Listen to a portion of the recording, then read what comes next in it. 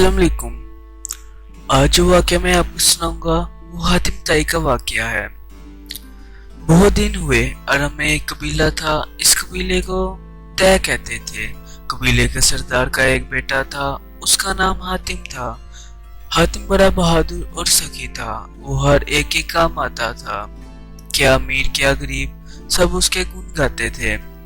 हातिम का एक दोस्त था, एक शहजादी से शादी करना चाहता था।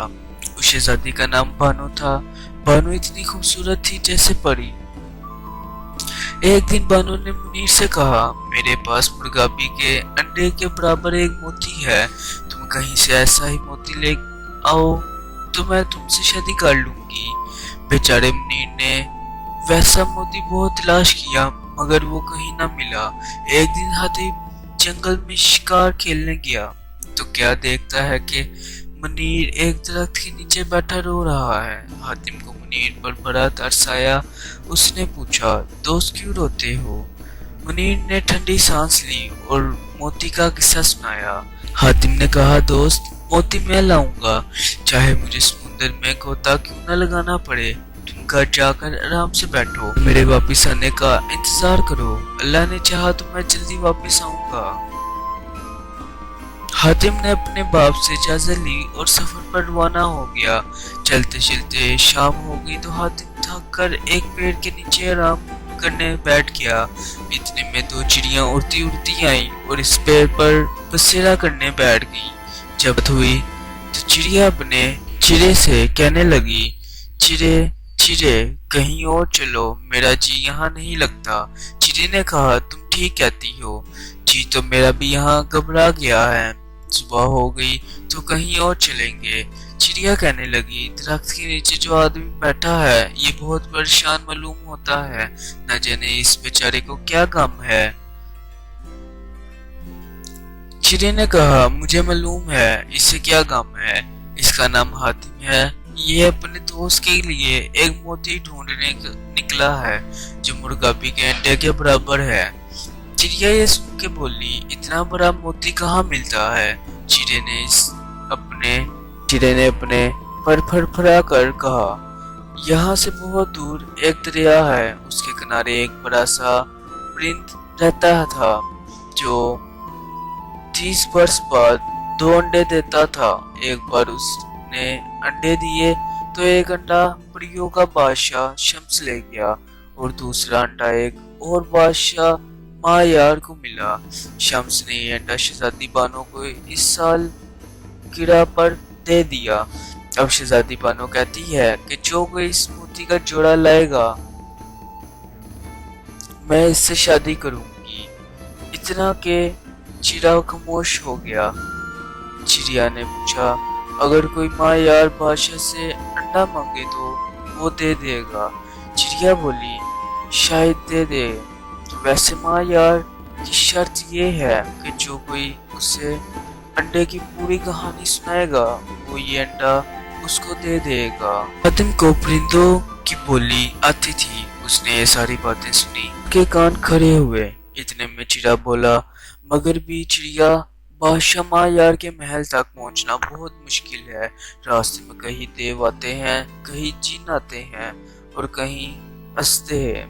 चिड़िया कहने लगी, तो फिर बेचारा हातिम कैसे जाएगा?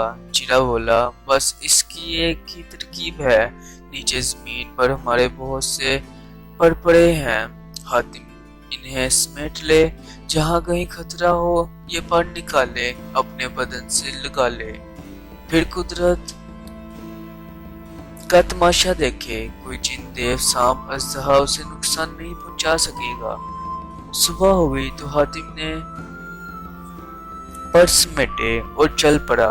जगह जगह उसे देव सांप मिले मगर वो चलता रहा। जहाँ उसे खतरा नजर आता वो पर अपने बदन से लगा लेता। चलते चलते हातिम थक गया। उसे प्यास भी लग रही थी। एक जगह चश्मा दिखाई दिया। हातिम जल्दी जल्दी उस चश्मे की तरफ बढ़ा तो एक सांप नजर आया। उसे देख के हातिम वापस जाने ही लगा था कि सांप ने आवाज दी, वापस क्यों जा रहे हो, ठहरो। वो बातें करता देखा तो हातिम को बड़ा अचनबा हुआ।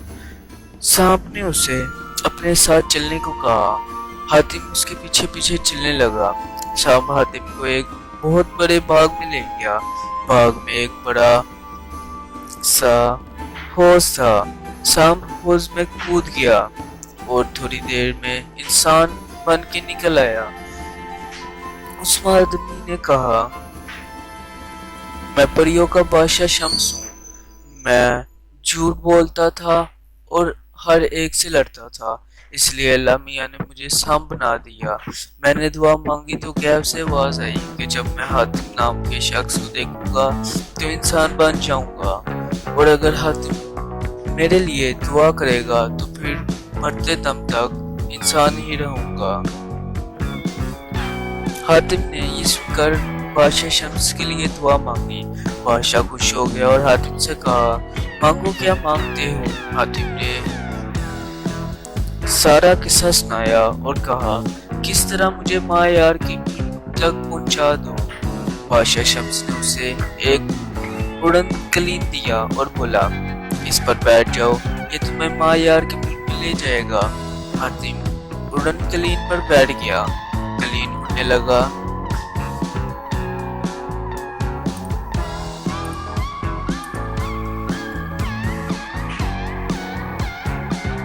راستے میں بہت سے اونچے اونچے پہاڑ اور لمبے چوڑے دریا ملے۔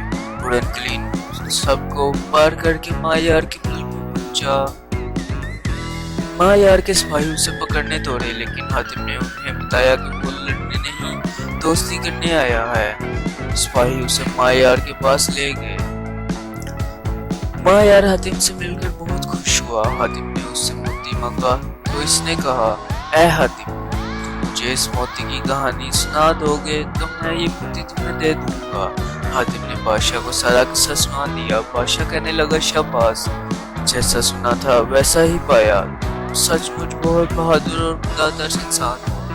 لو یہ موتی لے جاؤ اور اپنے دوست منیر کو جا کر دے دو۔